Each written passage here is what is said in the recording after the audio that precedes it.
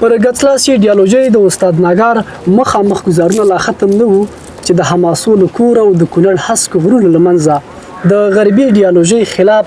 ځوان شاعر سمیع الله تړون سر راپورته کړ.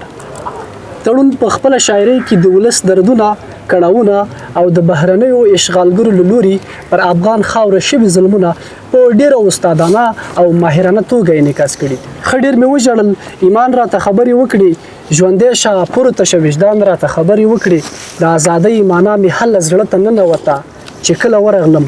زندان راته خبرې وکړي. ویلې تړونه لیونۍ شاعري ولې کوي، د انسان شکل کې حیوان راته خبرې وکړي. تړون نه یوازې د حالاتو انعکاس دی بلکې د تاریخ ژوندی شاهد هم دی. د هنري لفظونو په دې ځانګړي خپرونه کې له ښاغلي سمیع الله تړون سره د دوی په شاعري او فرهنګي مبارزه خبرې کوو. تړون صاحب ستړي مشئ، شاعر د ټولنې د عاطفي احساسات او جذباتو مصور او ترجمان دی. د شلو کلونو په جریان کې چې تاسو کومه شاعري کړې ده د محتوا په لحاظ باندې د نورو شاعرانو سره څرګند توپیر پکې لیدل کېږي او د شعر ژبه یې هم خورا او په بېسارې توګه تیره ده. کله هم چې ځان ته شوي یاستئ ملګرو دوستانو کورنۍ درته ویلي چې تړون صاحب تاسو چې کومه شاعري کوئ یا تاسو چې کومه لار تعقیبوئ خطرناکه ده، کږلېچونه پکې دي، وبه غورځېږي، یا هم په دغه جریان کې تاسو په خپله شاعري او مبارزه پښیمانه شوي ناستئ؟ بسم الله الرحمن الرحیم. اعتمادي صاحب، تاسو د کونړ ملي راډیو ټلویزیون ټولو همکارانو لیدونکو او اوریدونکو ته سلامونه، خدای مو ښه لره. یقینا چې شاعري ځان ته یو رنګ لري، یو شکل لري، ژبه یې تیره نه ده، خورا نرمه او پسته ژبه ده د شاعرۍ. زما شاعري په داسې دور کې راپیل شوه چې زما ځواني وه، د لیسې شاګرد وم، عمر خان لیسه کې. هغه وخت د امارت تیره دوره وه، شعر او شاعرۍ سره د خلکو ډېره زیاته لیوالتیا وه، ډېره زیاته علاقه خلکو ښودله. ما خپل هم دغه برخه کې ډېرې زیاتې هڅې کولې، یو زم فرهنګي ملګرو دې ته تشویقولم چې شعر ولیکم. نو هغه وخت کې زما شاعري راپیل شوه. هغه وخت داسې لږه هنري او داسې عاشقانه انداز پې لږ زیات و. بیا وروسته دا تېر 20 کلونه چې دا هیواد اشغال شو، یرغلګر راغلل، هیواد یې ونیو، نو بیا دا داسې وخت چې زمونږ شاعرۍ شکل بدلاوه او باید بدل کړی وی، ځکه چې په وطن باندې اشغال و، تیری شوی. نو زما شاعري بیا هغه د ولس ترجمانۍ ته ولاړه. خدای دې وکړي چې کړې مې تر یو حده، اوسه پورې په ډاډه نه یم چې ما په سم شکل باندې ترجماني کړي، خو هغه د وړو کې د مال کې په اندازه به مې یو څه کړي، الله دې قبول کړي. نو زما شاعري دغې برخې ته ولاړه. کورنۍ مې راته بار بار دا خبرې کولې، ځکه چې مشاعرې راوتلې، نو بیا کورنۍ مې اورېدې، طبعا تاثیر یې کاوه. کورنۍ مې راته ویل، ځینو دوستانو مې راته ویل چې دا د شاعرۍ رنګ دی، تیز دی، دغسې مه کوه، ستونزو سره به مخ شي. هماغه زما خبر دی چې لږ هو، خو بیا ما ویله چې په ما ته کښتۍ سپور یم، طوفانونه دي په مخ کې، په دغه لاره ځم، که وم که نه وم نو. بلې تړون صاحب هغه وخت یو شاعر په خپله شاعرۍ باندې لا مطمئن شي چې کله خپل شعر له نورو واوري، یقینا بیا وایي چې ما چې څه لیکلي واقعیت همدغسې ده. اکثره وخت د شاعر نه خلک دا پوښتنه کوي چې شاعري دې ولې پیل کړه. زه به هم همدا دود په ځای کړم چې تاسې ولې شاعري پیل کړه. دا پوښتنه خلک کوي، خو زه په دې نه پوهېږم چې ولې مې پیل کړه. ولې ما په دغه لومړۍ خبرو کې دا یادونه وکړه چې دغه داسې دوره وه چې شعر مطبوعات نه و، رسنۍ نه وي، یوازینی شی چې د خلکو هغه فرهنګي تنده پې خړوبېدله شعر او شاعري و، او یا د نثر کتاب کتلو، لنډې کیسې وي. نو همدغه علت و چې د رسنۍ نه وي، انټرنیټ نه و، ټلویزیون نه و، راډیو ډېره محدوده وه. نو همدغه فرهنګي غونډې وي چې هغه زموږ تنده ورباندې خړوبېدله او خلکو لیوالتیا ښودله چې هغه څه د خلکو په زړه کې دي هغه نورو ته ورسوي، او هغه نورو خلکو هم دا لیوالتیا وه چې څه واوري د چا نه، او هغه په هنري ژبه. نو همدغه یوازینۍ انګیزه همدغه وه چې مونږ شعر طرف ته مخه کړه او شاعري م شروع کړه. نور کوم ملت ځینې خلک وایي عاشقي ده، او ځینې خلک وایي اقتصادي مشکلات دي، او ځینې خلک وایي د وطن سره مینه ده. دا د هر سړي خپل نظر دی، خو زما شاعري له دغې لارې راپیل شوې. د شاعري هغه اصلي لامل همدغه و چې فرهنګي غونډې فرهنګي ناستې دا ډېرې محدودې وي او د خلکو لیوالتیا زیاته وه چې یو څه واوري یو څه ووایي نو همدغه شوق چې موږ یې دې ته مجبور کړو چې شاعري پیل کړو دا به یو فطري خاصه هم کېدای شي همدغه وخت زما د طبیعت کې چې کومه شاعري وه د هغې د راوتلو ټایم و بلې تړون صاحب هغه وخت چې تاسې شاعري کوله هغه یو جلا حالت و یو جلا موسم و یو بیل هغه په ټولنه کې داسې څه و چې تاسې ورنه برداشت کوو هغه تاسې بیرته د شعر په الفاظو باندې منعکس کول هغه وخت اوس تېره دی د اوسني وخت کې ستاسې شعر غوړېدلی دی که نه اوسني وخت کې زما شعر ولاړ دی ولې او هغه داسې دی چې یو مزل سړی تر یو حده پورې کې بیا دمې ته اړتیا لري تاسې هغه دمې دا زما هغه د دمې وخت دی لکه مې دمه کړې ده خو طبعا په زړه کې او په ذهن کې یو څه شته کار ورباندې کوم داسې ډېره دمه مې هم نه ده کړې خو په هغه انداز نه دی لکه په تېر کې چې مونږ کاوه ځکه چې هغه وخت هره ورځ نوي حالات وو هره ورځ نوي پیښې وي هره ورځ یو نوی درد و او هره ورځ یو نوي غږ ته ضرورت و چې سړی یو نوی غږ راوباسي د شعر په ژبه اوس فلحال سوکالي ده ارامي ده هغه څه لپاره چې مونږ غږ کاوه هغه حالات په هېواد کې راغلي امن دی نو لږه به دمه وکړو خو ما سره یو بل تشویش دی هغه دا دی هسې نه دا دمه داسې شي چې ستاسې د شعر خاطرې او ملکه چې دا هم ویده شي نه ویده کېدو ته نه پرېږدم ویده کېدو ته نه پرېږدم که هغه وخت داسې یو څه غوښتنې کېدلې چې هغه څه چې تاسې په خپله خبرو کې یاد کړو شعر دا غوښتل چې باید خلکو دا غوښتل چې د شعر په ژبې وایي اوس سوکالي د ارامي ده اوس خو باید د صلح اوس همدې ته کار کوو اراده مې همدغه شانه ده چې داسې شاعرۍ باندې سړی کار وکړي زه خپله وکړم چې هغه د سوکالۍ د مینې محبت وي د سرتاسري سولې خبرې پکې یو داسې پیغام پکې چې هغه ولس څه غواړي په دې وخت کې د هماغې پیغام ته کار کوم انشاءالله خاپیرۍ وده کېدو ته نه پرېږدم او کار ورباندې کوم خو دلته لږ مصروفیتونه شي سړی دغې کې لږ لالهانده شي شعر داسې فارغه وخت کې ډېر ښه لیکل کېږي چې سړی وزګاري فارغه نو په ډېر څه باندې کار کولی شي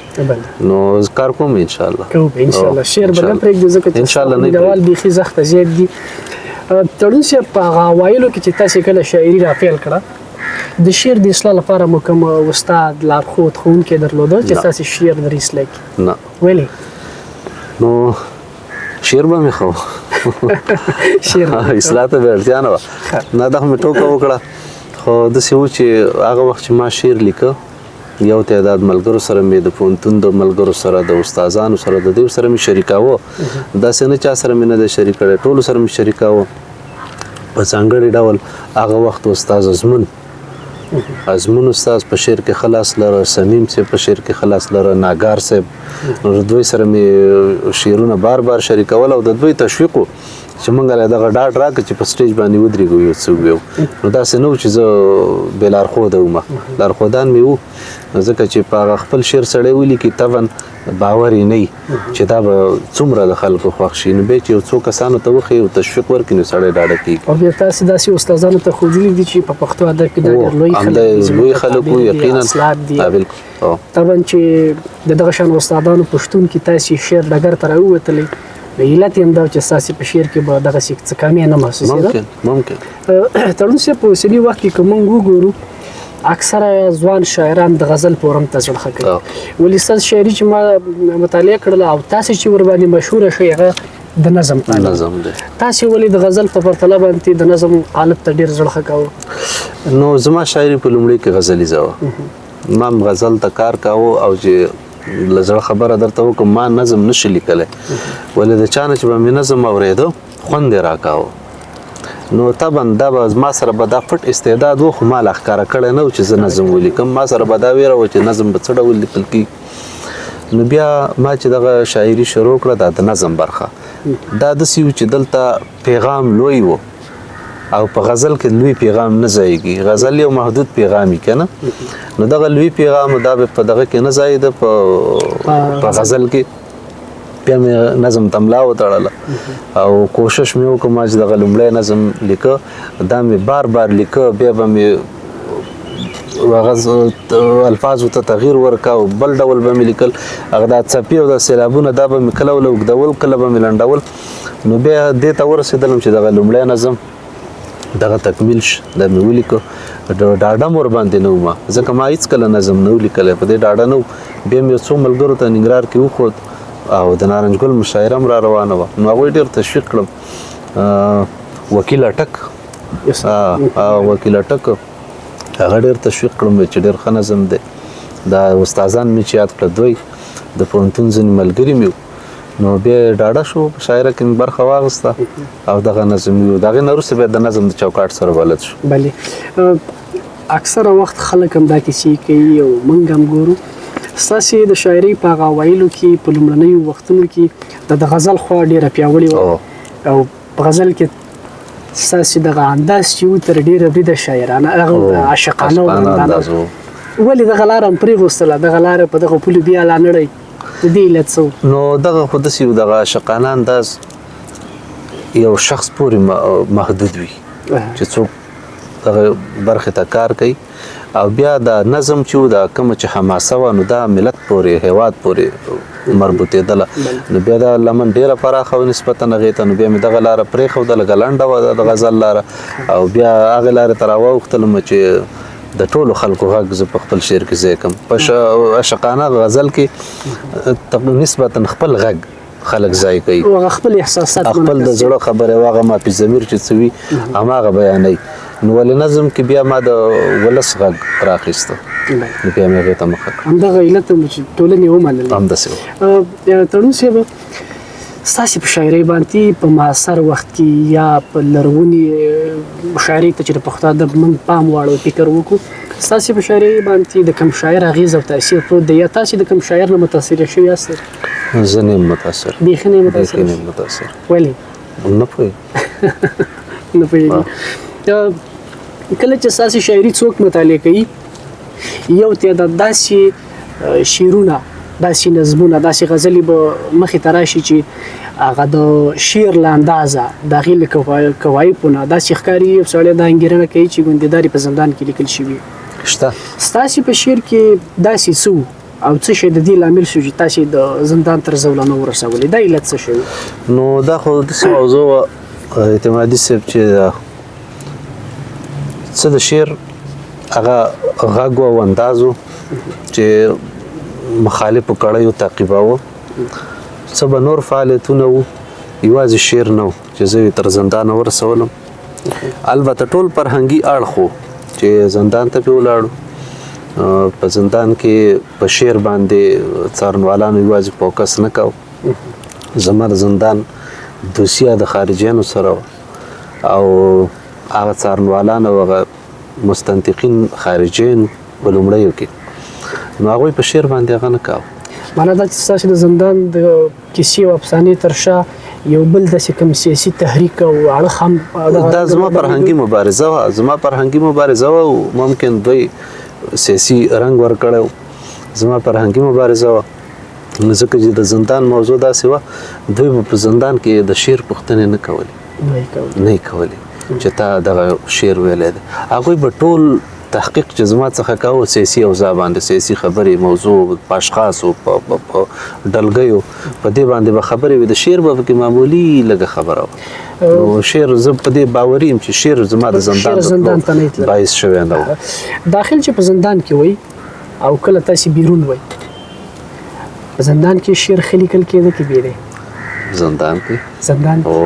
دا ولې څه دی تقریبا تاسو ته خو هغه شوی درک به تاسو ته شوی چې زه بې دی څنګه وم اوس په زندان درک یې دی چې هلته ټول ازادي له سړي اخیستل کېږي فقط ډوډۍ وخوره او لمونځ وکړه او ویده شه دغه ازادي د سړي سره نور ازادي سړي سره نه او انسان داسې یو مخلوق دی چې کله ته ازادي واخیستل شي دردېږي ځورېږي کړېږي نو بیرون بیا داسې حالات وي چې سړی په ازاده یو څه ویلی شي یو څه کولی شي یو زړه څه غوښتنه لري هغه ترسره کولی شي زندان کې نه شي نو دغلته کله چې په سړي باندې فشار ډېر راشي نو دی یو دردونکي کړکې ته اړتیا لري او هغلته بیا شعر ډېر ښه لیکل کېږي هماغه د خوشحال بابا کې سره کله چې هغه د رنتبور زندان ته ځي نو شعر هم لیکي ورسره په څنګ کې بیا داستارنامه لیکي داسې اثر لیکي چې په نړۍ کې شاهکاره دی او طبعا چې کله په شاعر باندې فشار راشي مقید شي وتړلی شي نو هغه د خپل زړه درد بیا د شعر په ژبه باندې بیانوي. نو واقعیت همداسې دی. تړون صاحب تر اوسه مو څومره شعري ټولګې چاپ شوي دي؟ نو اعتمادي صاحب شعري ټولګې تقریبا یو 3 چاپ شوي. یو 4 مې د کار لاندې د هغه به حماسه او یا به یوازې حماسه شي یا به داسې کلیاتو په شکل شي د غزلیزه شاعري او د حماسه ټوله به پکې راونغاړم انشاءالله. کار ورباندې روان دی. ډېره ښه ده. او په نزدیک به چاپ کړو انشاءالله. په نزدیک کې چاپ سره د چاپ په ګاڼه باندې سمبال کړي. تړون صاحب ما چې څومره ستاسې د شاعرۍ هغه کومې ټولګې لوستلې دي په دې کې د یوې ټولګې نوم د بلا لاس دی. نومونه خو خورا زیات دي. دا نوم هم ورباندې ولې کېغوسته؟ دا دلته د بلا نه غربي نړۍ زما هدف وه. ځکه د بلا لاس په نوم په دغه کتاب کې شعر هم شته. زما تن په وینو سور دی پسې کلک لاس د بلا دی. دغسې یو الفاظ پکې دي هغه شعر کې. نو د دې نه د بلا نه مې هغه لاس چې دی لاس نه وینې بهېږي داسې لاس کش شوی دی. دا تصویر کې د هغې نه مې د غربي نړۍ وه د ښکېلاګرو چې زموږ هېواد ته لاس راوږد کړی. نو د بلا لاس د هماغې نه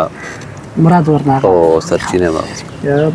بله خبره تړون صاحب ما تېر وخت ستاسې یو شعر په یوټیوب کې کتل. کله چې تاسې اناونسر ستاسې نوم یادوي او تاسې دریځ ته راځئ ډېرې زیاتې چکچکې دي او هاهو د خلکو احساسات داسې په جوش او خروش راشي. داسې حال کې چې نور شاعران هم تکړه شاعران شته ولس دومره لیواله نه وي لکه تاسې ته چې دغه ولسي مینې او داد تاسې ته څه ډول یو جرأت درکوو؟ یو وبخښئ دلته یو بله مداخله هم کوم. یو شمېر د ستاسې د انداز او حرکت نو داسې ښکاري چې ځینې مزاحمتونه هم ستاسې په وړاندې شته. تاسې بیا وایي چې که ولس یې غواړي وایي مې که نه دغه څه کیسه وه؟ دغه داسې حالت و. زه به درته کیسه وکړم. لومړی داسې یو حالت و چې کله زموږ هېواد اشغال شو نو دلته د بیان ازادۍ یو بل ډول شکل غوره کړ. هغه چې ولس څه غوښتل هغې ته توجه د چا نه کېدله یا هغه په اصطلاح باندې د افغاني او د اسلامي فکر غږ ته توجه نه کېدله. محدودیتونه بندیز خلک ټول خاموش او چپ په چوپتیا وه چې څه به کېږي چا غږ نه شي اوچتولی. بیا ما چې دغه نظم ولیکه د ځینو ملګرو سره مې شریک هغوی تشویق کړم. خو ولې ځینې ملګري چې دلته وو مسؤلیتونه لرل هغوی دا نظم نه چې خبر شو چې دغه شانه نظم دی په داسې حالاتو کې د دغسې نظم ویل دا ستونزې راولاړوي. نو هغوی بیا زما په وړاندې خنډ کېدل. خو هغه داسې وخت و چې ولس داسې یو غږ ته اړتیا لرله. دا دروازه شعر دروازه تر دغې دمه پورې خلاصه شوې نه وه. د بیان دا دروازه د خلکو په مخ بنده وه. هغه شعر ته اجازه وه چې د هغې وخت د نظام د اصولو سره سم و. ولې کوم چې یو هېوادانی غږ و د ولس ترجماني و دا چا نه شي کولی. دی ډېر غټ جرأت غوښته خو ما ته ملګرو ډاډ راکړی و. یو شمېر مسؤلین بیا داسې وو چې هغوی د دې نظم نه خبر وو نو هغوی اجازه نه کوله. خو دا د ولس ډاډ او حوصله چې وه دوی نه هغه خلک هم متاثره وو. هغوی هم داسې په کلکه نه شو درېدلی چې که په کلکه ودرېږي ولس غږ کوي یا هغه رنګه بدېږي. نو ما سره دغه د ولس ډاډ و او دغې جرأت راکړی. بیا زما په زړه کې یو داسې یو جرأت پیدا شو په دغه ورځ باندې چې ما دغه شعر ویل. زه اوس هم هغسې جرأت زه نه لرم نه راپکې شته خو نه پوهېږم دا یو قدرتي هغه و جرأت چې ما ته راکړل شو چې زه دا غږ د لومړي ځل دپاره وکړم. ځکه تر دغې دمه پورې په ټول افغانستان کې په داخل د افغانستان کې په کومه مشاعره کې په کومه غونډه کې دغسې شعر نه وړاندې شوی نه ولوستل شوی. دا لومړی ځل و. نو بیا چې ما دغه شعر ویو هغه د ولس دا تاسو پخپله لیده په ویډیوګانو کې شته شاید هغې وخت کې وایي. نو هغه د ولس داد ډېر و. هغوی چې څومره داد ما ته راکړه زما جرأت لا پسې زیاتېد. نو بیا زه په دې ډار کې نه وم چې یا به ولچک یا به زندان یا به زولنی. ځکه چې دا د ولس غږ و. دا د ولس غږ ډېر رښتینی غږ سړي ته ډاډ او دغه حوصله ورکوي. کله چې ولس درپسې نو بیا سړي سره تشویش نه. ډېره مننه تړون صاحب. هغه وخت چې تاسې خپله لار د نورو شاعرانو په پرتله باندې جلا کول او یو رښتینی غږ د ولس تاسې راخیسته دا بدرګه کوه په داسې حال کې چې د وخت حاکمان او د نظام خلک تاسې هم په شعر کې ننګول دا یو د ټولنې هغه حقیقي تصویر و. تاسې سره د شعر په دغه سنګر کې نور ملګري څوک وو؟ نه بیخي نه. په لومړي ځل څوک نه. ما مخ یادونه وکړه چې دغه ډېر سخت وخت ما ته خلکو به دغه شعر لیونی ویل چې دا ته څه لیونتوب کې واله دا څه چل غره سره ډغرې دي دا شی نو ما چې دغه لومړی شعر ویو بیا د رسنیو مخ هم راته راواوښته او مطبوعات په همدې شیبه چې له مشاعرې راوګرځېدو نو دغلته زه بیا یادونه کوم چې ما سره په دغه وخت کې څوک نه په دې فکر څوک نه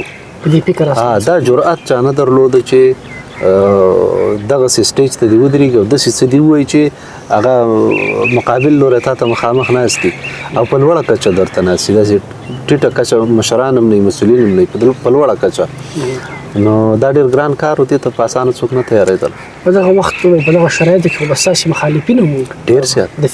د فکر مخالفین خو ډېر زیات وو خو هغه داسې ابتدا وه اسلامي امارت موده تېره شوې وه په دغه وخت کې او دلته جمهوریت رامنځته شو نو خلک هغه د اسلامي امارت په روحیه او اکثریت ځکه هغه مشاعره کې هغه د ناستو خلکو دا تاسې ګورئ در دې معنا کې لري چې دغه د خلکو فکر جوړ و نو بیا وروسته به چې دغه ډول شعر ویو بیا غومره داد ورسره نه و ځکه وروسته په فکر باندې کار وشو قرار په فکر کار وشو د خلکو فکرونه وتوږل شو نو دغه د هماغسې حوصله د خلکو نه وه چې څنګه په لومړیو کې بیا موږ ته داد راکوو ځکه موږ په هماغه انداز شعر بیا هم ویو خو بیا غومره د ولس داد نه و هغه وجه دا و چې وروسته د دوی په فکر کار شوی نو په لومړیو کې دا ګران کار و څوک ته په اسانه نه تیارېده او زه لومړنی کس وم چې دغه لاره باندې قدم کېښود له زندان ورهاخوا په خپله شاعرۍ نورې ستونزې کړاوونه درته کله پیدا شوي نه دي پیدا شوي تړون صاحب ستاسې د لومړنۍ شاعرۍ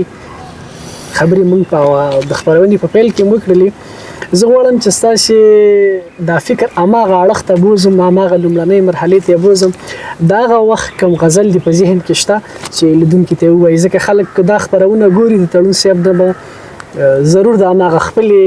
لومړنۍ شاعرۍ د یو غزل غوښتنه هم کوي څه لرئ مهرباني وکړئ حتما هغه وخت ابتدا وه شعر به لږ مات ګوډم و نو ځکه چې اول وختونو د شاعرۍ لومړنی شعر دغسې و چې جوړ دې په ما څلی شي تا ته دې در پاتې وي داسې یو ګونګ غوندې غزل و خوند به وکړي جوړ دې په ما څلی شي ما جوړ دې په ما څلی شي تا ته دې در پاتې وي شور به مې لږ غلی شي تا ته دې در پاتې وي مینه کړه مزې کوه خان د رقیبانو ته او ورک دې دغه کلی شي تا ته دې در پاتې وي او دا تربور جانان هډو مې را خپل نه کړ دا تربور جانان هډو مې را خپل نه کړ دا هډو زموږ د لرې پښتونخوا د خلکو یو اصطلاح د ګړدود دی دا تربور جانان هډو مې را خپل نه کړ هر څومره که ښکلی شي تا ته دې در پاتې وي او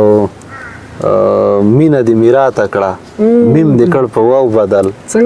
مینه دې مې راته کړه میم دې کړ په واو بدل څوک دغه لوستلی شي تا ته دې در پاتې وي او اخلی انتقام لتا خوار ملنګې مه بوله اخلی انتقام لتا خوار ملنګې مه بوله زوړ ګریوان ګنډلی شي تا ته دې در پاتې وي دغه شانه یو څه ډېر ښکلی دی اوس به د یوې خبرې وضاحت هم کوو هغه دا چې میم دې کړ په واو بدل دا داسې چې میم د مینې په سر کې راځي واو د وینې په سر کې وینه طبعا یوه شخړې په نتیجه کې رامنځته کېږي که نه نو معنا مینه دې په شخړه بدله کړه هغه الفاظ څنګه زما له یاده میم دې کړ په واو بدل دا همدغه هدف یې همدغه و چې یعنې هغه د مینې حالت ته د شخړې حالت ته یې وړه د نفرت حالت ته دې ویې وړه د کینې حالت ته دې ویې وړه که نه نو څوک دغه لوستلی شي یعنې څوک چې دغه الفاظ لولي طبعا سخته ده تړون صاحب وایي چې زما دغه لومړنۍ شاعري ماته ګوډه ده زه چې کله د دوی دغه لومړنۍ شاعري ته فکر کوم نو دا څومره ژوره ده څومره پیچلې ده څه ډول کنایات او هغه استعارې پکې کارول شوي دي د همدې غزل نه د دې اطلاق کېدلی شي چې دی یو ډېر ښه ژور او پوه شاعر دی نو غزل خو دغه و د زندان د وختو یو نظم هم درنه و کوم یا داسې یو بل د زندان د وخت یو نظم خو به ته وګورم په ذهن کې به مې نه ځکه ما مخکې یادونه کړې چې نظم لمن لږ پراخه او اوس په ذهن کې زما به ډېر نه کېناستلی خو بخښنه غواړم دلته درته پیدا کوم نو تاسو مهرباني وکړئ. نو دغه د زندان یو نظم دی د زندان کیسه به درته وکړم. موږ چې زندان ته ولاړو لومړی حالات اول میدان ته انتقال شو امریکایانو سره ننګرهار وایي میدان ته بیا امنیت ته چې کله ورکړو د چل ریاست نو چل ریاست کې وړې وړې کوټې وي داسې یو نفر به پکې زیاده او چې کسان به ډېر شپې به دوه کولو نو موږ یو اتاق ته دغه کړو 2 نفره کړو بیا کسان زیات یو 2 نفر یې نور راوړل موږ دا ټول داسې وو چې ډېر پریشان او نوي راوړي او دا به ستاسې لومړی زندان و ډېر پریشان او ډېر زیات خفه او ټولو بس د خپل کور کیسې کولې د ماشومانو بس یو راسه بادام لالاو د دې ټپور اوسېدونکو سپین ږیری سړی و دی بندي نو ډېر داسې اجتماعي سړی و د به موږ ته ډېره حوصله راکوله موږ کشران زموږ به حوصله خرابه او دی سپین ږیری او شناخته مو زه خوشحاله په دې وم چې شناخته سړي سره زندان کې ملګري شوه نو ډېره حوصله به یې راکوله نو بیا مې د یو نظم ولیکه نظم مې زوی ته لیکلی نظم مې زوی ته لیکه خو پیل د پلار نه کېږي نو نظم داسې و چې پلاره ډېرو دعاګانو ته محتاج یم پلاره ډېرو دعاګانو ته محتاج یم پلاره ستا هغه آزاد بچی بندي شه هغه چا چې خپل ولس ته شاعري کړه هغه ستا ولس کې یاد بچی بندي شه پلاره ډېرو دعاګانو ته محتاج یم پلاره ستا هغه آزاد بچی بندي شه هغه چا چې خپل ولس ته شاعري کړه هغه ستا ولس کې یاد بچی بندي شه زړه مې ډېر خوږېږي خپله مور مې مړه ده زړه مې ډېر خوږېږي خپله مور مې مړه ده میره مور به مې خفه وي او که نه زوی دې راغی د همدې اواز په تمه شوګیر کړي به یې شپه وي او که نه زما د ګرانې ترور بچی زما مېرمنې څنګه بیا زما دا نظم مې چې وي او که نه کیسه راته کوم نو بیا زما خو حوصله لږه ورته ښه وه ځکه نظم مې خپل و خو هغه اتاق کې چې مې چاته وي د سپین ږیري به م ژړل هغه ځوانانو به م ژړل که نه ډېر داسې لږ د الفاظ داسې زما د ګرانې ترور بچی زما مېرمنې له ما وروسته ذمهواره د کالۍ ښه پوهېږم چې زړګی به دې خوږېږي پریشانه به زما په بېلتانۍ خو خبرې پښتنې میندې هغه وي خو خبرې پښتنې میندې هغه وي چې په غم او په کړاو کې حوصله کړي د حالاتو توپانونه زی تېرېږي دا په تش لاس د هر څه مقابله کړي زویا نن مې د لاسو هډوکي درد کا